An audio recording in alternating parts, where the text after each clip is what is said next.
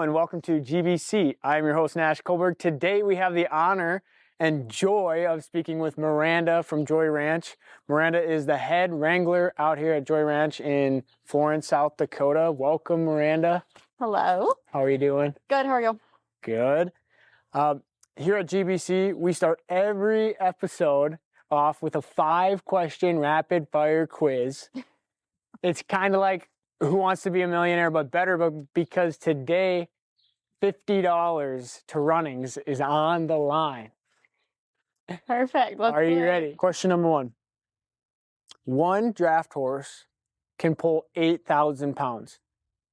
How many pounds can 2 draft horses pull? 16,000. You have to go perfect from here on out to win the $50. Question number 2. What is the family who settled outside DeSmet and has a book series about homesteading? Laura Ingalls. Boom! Correct. There was a famous horse on TV in the 60s. What was the name of that horse? Mr. Ed.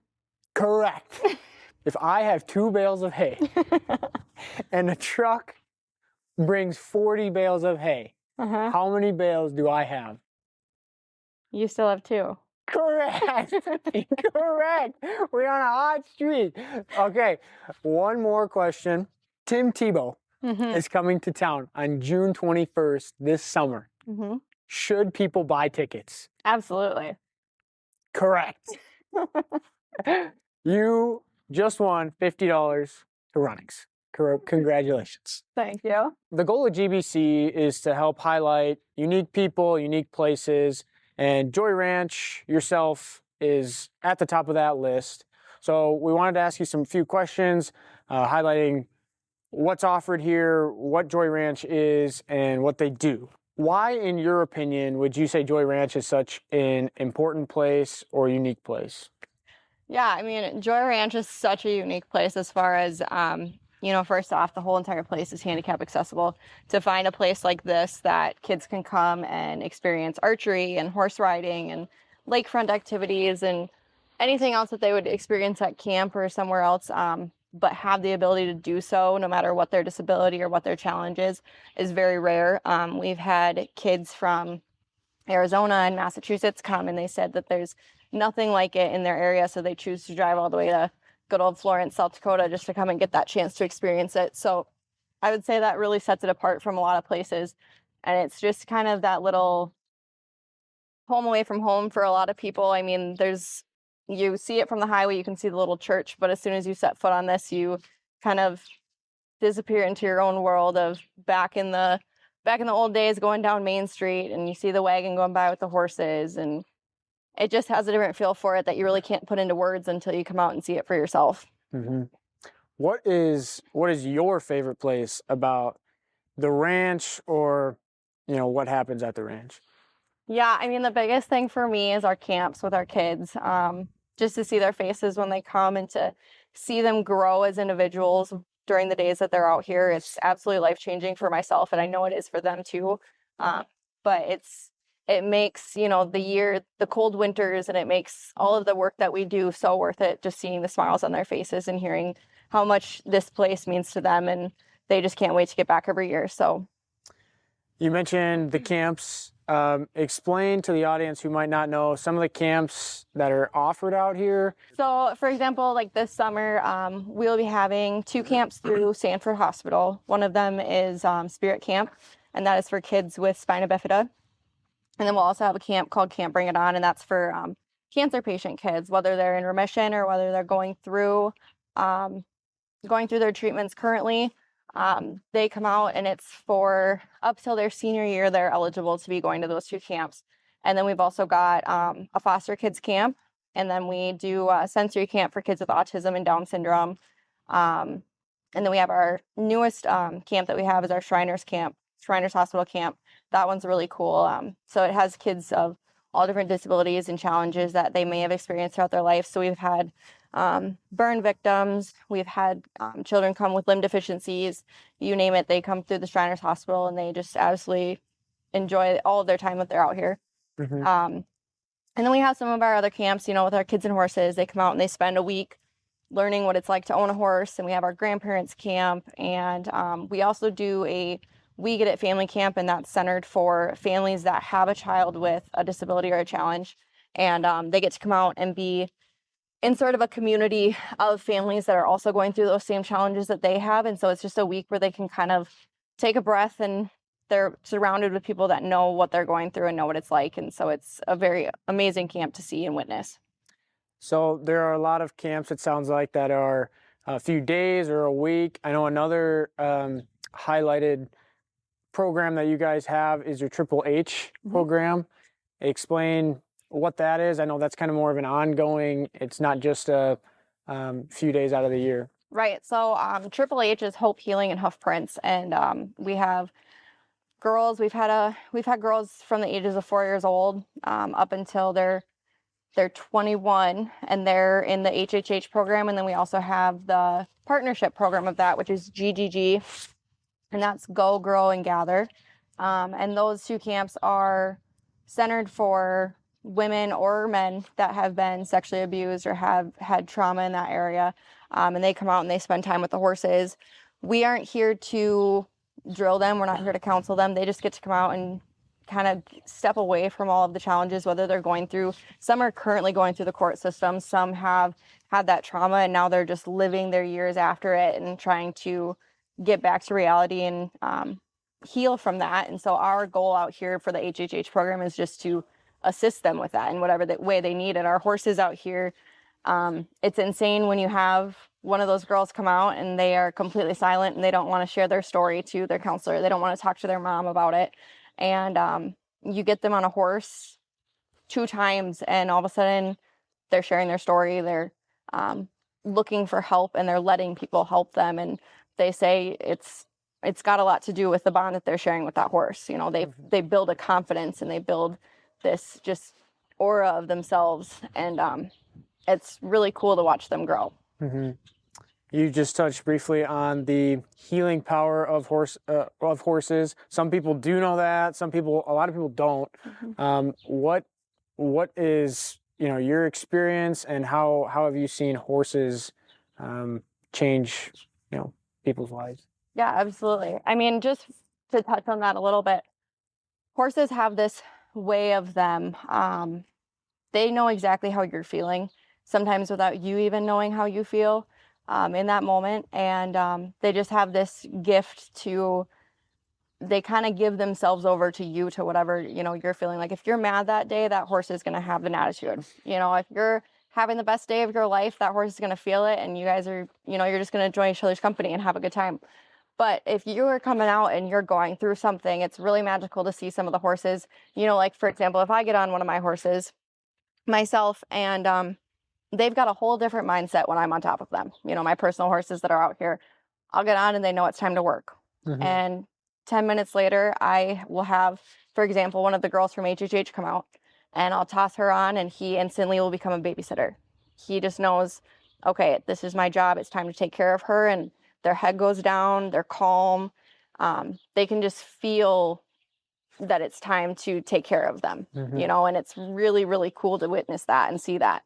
Their whole demeanor changes and they give the girls and other children and adults the chance to just kind of relax, but they instantly go in babysitter mode. That's cool. What is one of or a couple of the stories that come to mind when you think of how coolest stories, or when you think about how horses have changed lives out here? Yeah, so one story, I have been a part of Joy Ranch since I was about 8 or 10 years old. So I've seen and witnessed so many, life-changing experiences. And one of those stories that I've always held on to was there was a young girl that came out. Her mom came out with her, and she was coming for a camp. I think it was a 3-day camp. And she was coming out, and her mom came, and her mom was just beside herself of, I'm changing my mind. This isn't a good idea. She's never going to be able to do this. She won't be able to stay. She's going to lash out. She'll hurt somebody. What had happened to this little girl? There was a self-sustaining injury that she had experienced. And through that, she ended up with a brain injury that put her back, I think, 10 years. I think she was a 17-year-old, and she basically, what they were saying was she is a seven-year-old living in a 17-year-old's body. And she hadn't said a word to anyone since her accident, hadn't spoken, hadn't done nothing. They kept her in a wheelchair half the time so that she wouldn't hurt herself or others. She could fully walk, she could move, but it was that she wouldn't hurt herself because she was constantly aggravated and anxious and everything, and she would try to run away any chance she got. And we witnessed that right when she got here. Any chance anybody looked away or anything, she was trying to slip out of that wheelchair and bolt. So we said, my mom and I were working with her, and we just said to her mom, you know, like, why don't you stick around for the day? I think you'll be surprised what this place can do. And if you are still thinking that way, you're more than welcome to, you know, take her home, but we want you to give it a chance. So she did, and things were going okay. It was rough, you know, but we got down to the horses, and that's when she had put her foot down, and she said, absolutely not. There's no way you're getting my daughter on a horse without her trying to hurt this horse or cause an accident. And we talked the mom into giving us a chance. It took a lot of convincing, but we talked her into it. And it was a struggle to get her on to the horse, but once we got her on the horse, we took 2 steps with the horse, and all of a sudden her body, you could just see it slowly start to relax. Her muscles relaxed, her hands relaxed, they weren't clenched into fists anymore. And so we kept going. We took a couple more steps, and then we got to a mirror. We have mirrors surrounding the entire arena, and we got into the in front of the mirror, and all of a sudden her whole body just started kind of spazzing out a little bit, and we got nervous. And then she took one big deep breath, and she kind of just sat there for a second, and she just started to cry. And we didn't know what was quite going on, and all of a sudden she points at the mirror, and she just starts saying me, and she says me, me, me, and she was saying it over and over and over again. And her mom is standing on the ramp, and I remember seeing her just bawl her eyes out. And so we kept going for a little bit longer, but every mirror we'd stop at and she'd point, and she just would start bawling again and saying me. And by the 3rd mirror, she was giggling and she was saying me. So it was no longer crying, it was giggling, and she was seeing some joy in her eyes. And we go back over to her mom, and her mom couldn't stop thanking us. And she said, that is the first time I think she's actually seen herself for herself since the accident. You know, she's been trapped in this body ever since, and she thinks that's the first time that she actually was able to see herself and appreciate herself and accept herself for what happened. And so that was a really, really life-changing, you know, for that family, for us to witness. It was just, it just shows, you know, what the horses can do for them in that quiet manner. So that one was just, I'll always hold that one with me no matter where I go. I just couldn't, I'll never be able to forget that one. Earlier, we were talking about the Sanford camp, and I know you had mentioned off camera about another story, and I just wanted to have you kind of explain that one a little more. Yeah, so last summer we had our Sanford camp. It was our Camp Bring It On, and that is for our camp for kids with cancer who are going through it or have been through cancer treatments. And one of the girls that came out this year was named Holly. And it was her first time coming out, and she was just like the sweetest little thing. She was currently going through her treatments. She was having a struggle that week. Each day it was really hard because you could tell she wanted so badly to include herself in all the activities with all the other kids, but she was fighting pretty hard to honestly just lift her head most days. She was really, really having a hard time, but she wanted so badly to be here. She did everything she could. She had a treatment the day that the kids were coming out that that week, the first day. The doctors told her, you will have to have one of your chemo treatments the day of, and then to be able to come. And so she did it, and that wears down a child really, like really hard. And so she did it, and she came out, and one of the only things she was excited for was horses. She was so nervous, but she said, all I want to do is see them at the same time. So anyways, we got her down here, and we've got a pony of mine here. She is now 35 years old, and she's always just got that. She just knows, you know, like I've said before, when to be that babysitter, and she does her job so well. And Holly and her instantly clicked. And so each day we would have rotations, and Holly basically slept all day, every day that she was out here for camp. She was able to be here with us at camp for 3 of the days. And each day it just got harder and harder for her. But there was the last day, we were questioning whether or not she needed to go home the night before. And then she said, I needed to see Lacey. She needed to see Lacey one more time. So we said, okay. So we got her out and she did the rotations and she got to come and ride Lacey one more time. And Holly at this point could barely speak any words. And she was just content sitting there petting her or walking a couple circles with her. It didn't matter. She was just so happy to be around Lacey. And right before she had left, she turned to me and she said, I need you to do me a favor. In the quietest, sweetest little voice that she had, she said, I need you to do me a favor. She goes, I have to go back and do some treatments. But I will do everything I can to be back and see Lacey next year. I need you to keep her safe and healthy for me. And I said, Holly, I could do that. And she goes, and I'll fight my hardest the rest of this year to be here to see her. Mm. So, I mean, for somebody like that is going through like the unthinkable at her age, I mean, no child should ever have to go through that. But, you know, one of our horses were the like light at the end of her tunnel, you know, at the whole week. Mm-hmm. That was the one thing she got to look forward to and see. And so, I mean, it was pretty magical to see. And so I reached out to her a couple weeks later and she was still fighting pretty good, but we're hopeful. We'll see what happens. But Lacey's still here waiting for her. So that's awesome. Here at Joy Ranch, it sounds like, you know, everybody kind of pitches in a part to help each other and do what they can to make this run as well as it does. I know you have a lot of different hats you may play at times. What are some of your favorite things in the yard or what are some of the favorite things you like to do in the ranch in general? Yeah, so, I mean, a title that I've had for all the years that I've been out here that's always stuck with me as being the head wrangler out here. So a part of that is I get to work with all of the horses. Right now we have 24 horses out here.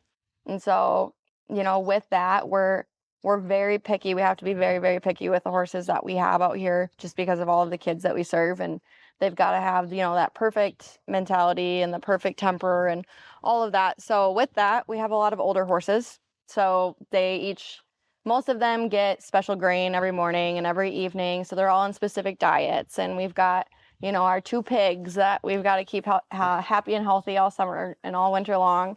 But yeah, I guess my favorite thing and what I look forward to a lot of the times, you know, some of the experiences that we have out here, I mean, there's fun and there's excitement and there's joy, but there's also some of those days where like some of the kids that you're with, it takes a toll on you, mm-hmm. you know, hearing their stories and seeing their struggles. And sometimes you just need to have a getaway. And so being a wrangler, the best thing about my job is I get to come down to the barn at any moment and work with the horses mm-hmm. and kind of escape for a little bit.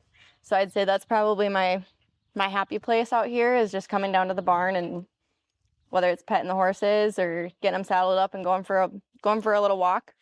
But that's probably my happy place out here.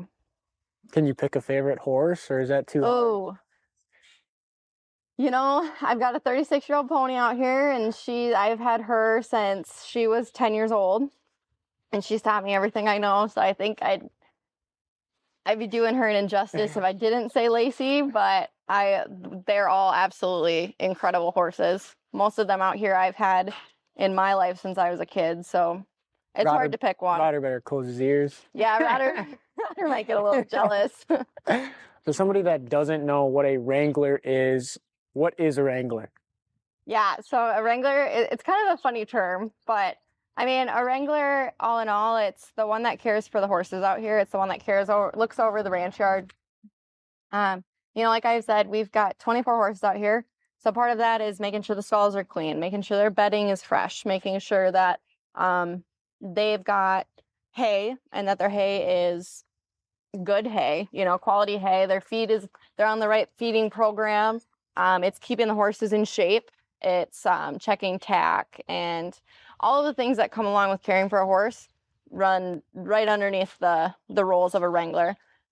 So it's kind of just being the caretaker for all of the ranch yard animals, really. Mm-hmm.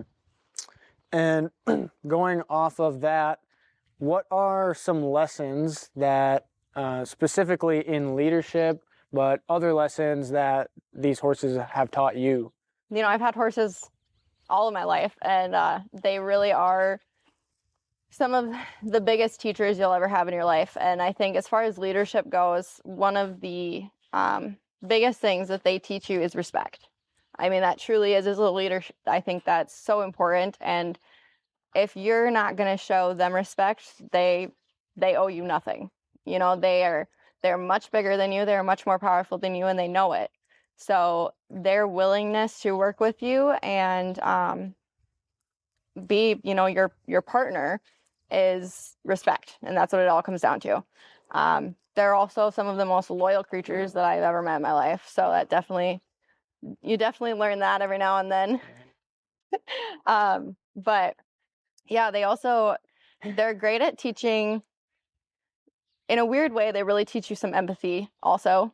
You know, like it's hard to explain without knowing a horse, but you might get on a horse one day and they're completely fine, and then the next day you get on them and they have an attitude, or they want to bite at you and you're saddling them up or anything like that.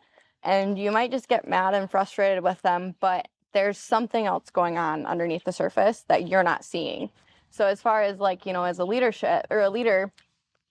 you've got to know empathy as well. Like, you're not going to be able to, somebody might have a bad day. Well, there's probably something else going on underneath their shell. And it's the same with horses. If I treat them poorly just because they're having an attitude that day, well, there might be something that I'm not seeing that they're trying to tell me, you know? So yeah, they can teach you a lot of different things. That's a great answer. We at GBC want to thank you, Miranda, for coming on. I hope you guys as an audience got something that you can take away, learn from, grow from, or use in your business. If you do want to get involved, that link will be in below, as well as more information about Joy Ranch. Once again, thank you, Miranda. We'll see you on the ranch.